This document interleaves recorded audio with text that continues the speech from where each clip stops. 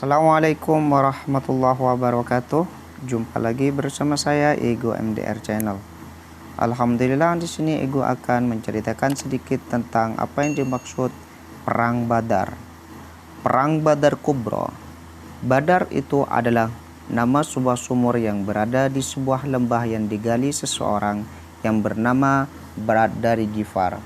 Di kemudian menjadi nama lembah tersebut. Letaknya berada di antara kota Mekah dan Madinah. Disinilah terjadi perang pertama kali antara kaum muslimin dengan kafir Quraisy. Pada tanggal 3 Ramadan tahun kedua Hijriah, Rasulullah SAW memimpin pasukan untuk menghadang kafilah dagang Quraisy yang dipimpin Abu Sufyan yang pulang menuju Mekah.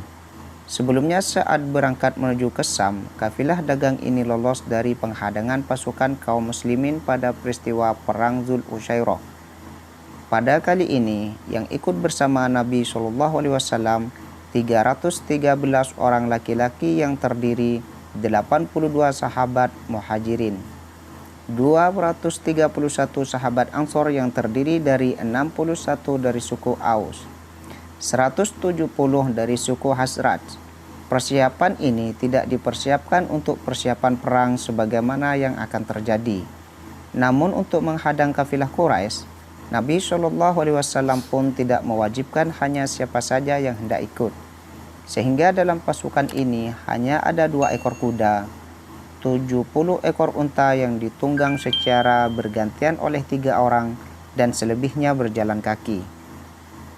Sebelum berangkat, Rasulullah SAW menunjuk Ibnu Ummi Maktum untuk menjadi imam sholat di Madinah. Panji komando umum kali ini diserahkan kepada Mus'ab bin Umair al-Quraisy al-Abdari dan Nia berwarna putih. Selanjutnya membagi pasukannya menjadi 2 batalion. Batalion pertama di situ adalah batalion Al-Muhajirin. Benderanya diserahkan kepada Ali bin Abi Thalib. Bendera ini dinamai dengan Uqob. Batalion kedua yaitu adalah batalion Ansor. Benderanya diserahkan kepada Sa'ad bin Mu'ad, atau kedua bendera tersebut berwarna hitam. Untuk sayap kanan pasukan, beliau mempercayakan komandonya kepada Az-Zubair bin Ali Awam, sedangkan sayap kiri dipercayakan kepada Al-Miqdad bin Am. Hanya kedua orang ini saja yang mengendarai kuda di pasukan kaum muslimin ini sebagaimana telah disinggung di muka. Adapun pasukan garis belakang diserahkan kepada Qais bin Abi Sya'ah. Sedangkan komando umum tetap dipegang oleh beliau selaku panglima tertinggi di dalam pasukan. Setelah berangkat menyusuri jalan yang menuju Mekah hingga akhirnya tiba di sumur Royhang, di sana Rasulullah SAW memulangkan Abu Lubabah bin Abdul Munzir untuk menggantikan Ibnu menguras kota Madinah. Dari sana Rasulullah SAW lalu melanjutkan perjalanan dengan memposisikan jalan menuju Mekah di sebelah kirinya dan berbelok ke arah kanan yang menuju An-Naziyah dengan tujuan Badar. Menelusuri pinggirannya, memotong jalan sepanjang lembah Rahkon di antara An-Naziyah dan jalan sempit kawasan Ash-Shafra. Kemudian melewati jalan sempit tersebut dan dari situ mengarah ke dekat kawasan Ash-Shafra. Di sana beliau mengutus Basbas bin Am Al-Juhani dan Adi bin Abi Az-Za'bah Al-Juhani ke Badar guna memata-matai kabar kafilah Quraisy. Sementara itu, kafilah Abu Sufyan sudah mendapatkan informasi bahwa Rasulullah SAW sudah memobilisasi para sahabatnya untuk mencegah kafilahnya. Lalu dengan segera Abu Sufyan menyewa Damdam bin Am al-Ghifari untuk pergi ke Mekah guna menyeru orang-orang Quraisy untuk mengirimkan bala bantuan pasukan. Setelah terprovokasi oleh Damdam bin Am al-Ghifari, setibanya ia di Mekah, orang-orang Quraisy bergegas menghimpun bala pasukan. Semua pemuka mereka ikut serta kecuali Abu Lahab yang memilih mengirimkan wakilnya. Akhirnya pasukan kafir Quraisy terkumpul 1.300 tentara, 100 kuda, 600 perisai, serta unta yang tidak terhitung jumlahnya. Komando dipimpin langsung di dengkot mereka yaitu Abu Jahal. Akhirnya pasukan kafir Quraisy pun mulai bergerak menuju lembah Badar.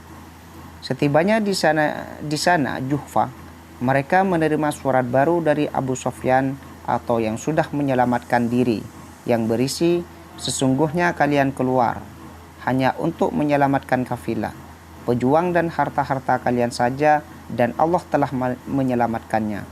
Karena itu pulanglah kembali. Akan tetapi Abu Jahal dengan congkaknya dia berkata, demi Allah kita tidak akan pulang hingga berhasil mengambil alih Badar. Namun Al-Ahnas bin Syuraik memberikan isyarat agar pasukannya kembali saja, namun tidak ditaatinya. Akhirnya dia dan Bani Zahra yang memutuskan kembali ke Mekah. Mereka berjumlah 300 orang sehingga pasukan Quraisy tersisa 1.000 orang yang tetap bertahan melanjutkan perjalanan hingga singgah di kawasan yang dekat dengan Badar, di balik bukit pasir pada pinggiran yang paling jauh dari perbatasan lembah Badar. Sementara itu, intelijen tentara Madinah sudah menyampaikan berita tentang kafilah dan pasukan perang Quraisy kepada Rasulullah yang ketika itu masih dalam perjalanan di sekitar lembah Dafron. Setelah merenungkan berita tersebut, beliau dapat memastikan bahwa tidak ada lagi celah untuk menghindari pertempuran. Ada sebagian dari kelompok yang merasa ciut dan takut yang disinggung Allah dalam surat Al-Anfal ayat 5-6. Namun setelah melalui rapat majelis militer tingkat tinggi serta membulatnya semangat dari para komandan perang dari kaum muhajirin, ditambah kesiapsiagaan dari komandan kaum Ansor kapanpun dibutuhkan dengan ungkapannya yang panjang lebar sehingga membuat Rasulullah bahagia dan menjadikannya tambah semangat. Maka Rasulullah SAW bersabda, berjalanlah kalian dan bergembiralah karena sesungguhnya Allah Ta'ala telah menjanjikan kepadaku salah satu dari 2 kelompok. Demi Allah seakan aku tengah menyaksikan kematian musuh. Setelah melanjutkan perjalanan, beliau bersama pasukan kaum muslimin tiba di dekatnya Badar dan berhenti di sana. Selanjutnya beliau bersama Abu Bakar As-Siddiq menyusuri Badar dan sekitar guna mencari informasi. Setelah itu beliau juga menyuruh sahabat Ali bin Abi Thalib bersama beberapa sahabat untuk mencari informasi tentang musuh.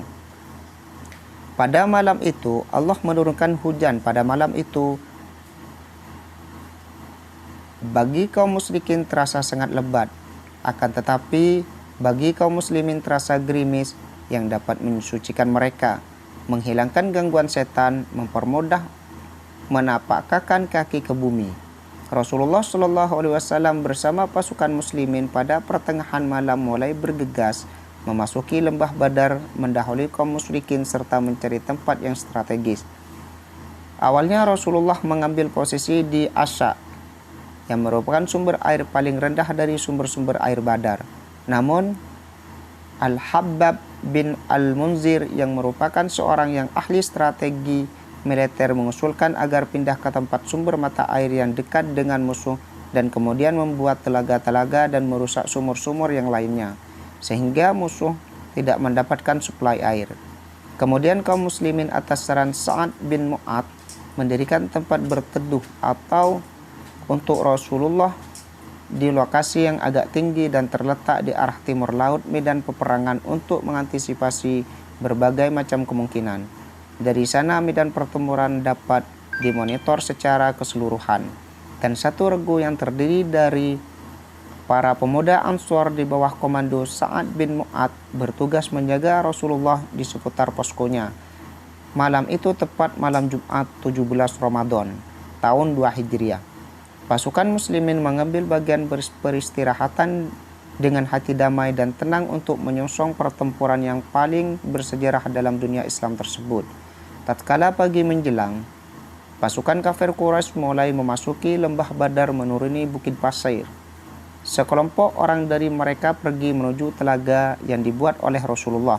Beliau berkata, biarkan mereka, maka tidak seorang pun yang meminumnya ketika itu, melainkan dia terbunuh, kecuali Hakim bin Hizam yang kemudian masuk Islam.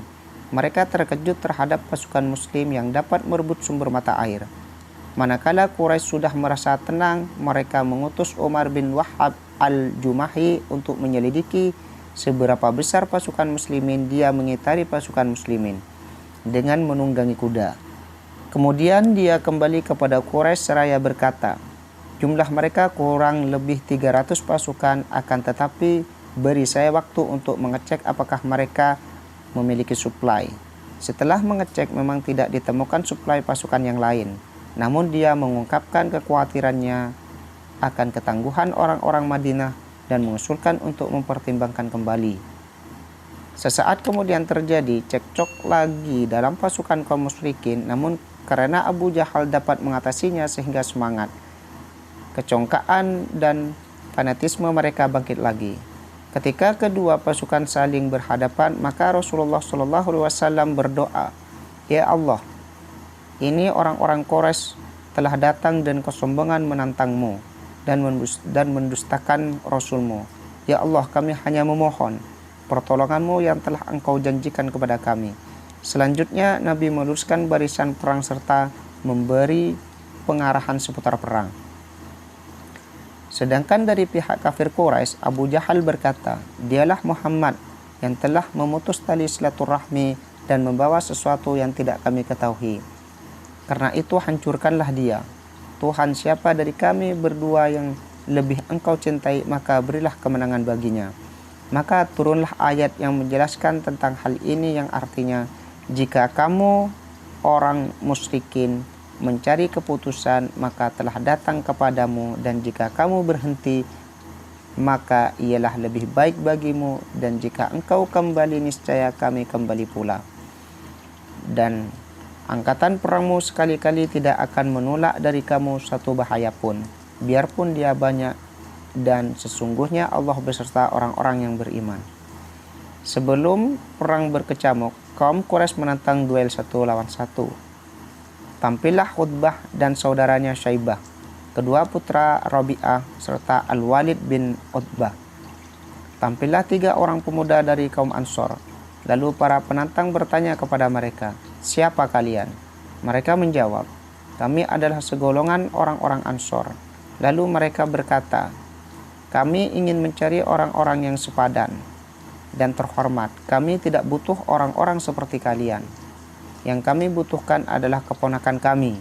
Kemudian baginda Nabi berkata, bangunlah wahai Ubaidah bin Al-Haris.